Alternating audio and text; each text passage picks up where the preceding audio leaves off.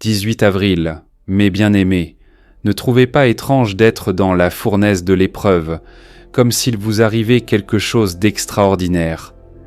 Mais réjouissez-vous dans la mesure même où vous avez part aux souffrances du Christ, afin que, le jour où sa gloire sera manifestée, vous soyez aussi dans la joie et l'allégresse.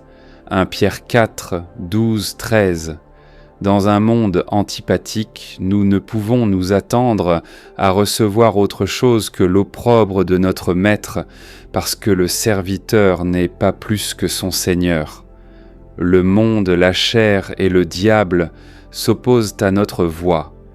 Il y a les combats au dedans et la crainte au dehors, et nombreux sont les traits et les dards enflammés qui menacent l'intégrité.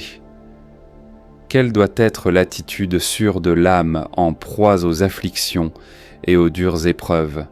N'est-ce pas celle du silence devant Dieu, dans la recherche attentive et vigilante de ses directions et de sa volonté en toutes circonstances avant de se permettre de toucher à des choses qui peuvent en entraîner beaucoup d'autres?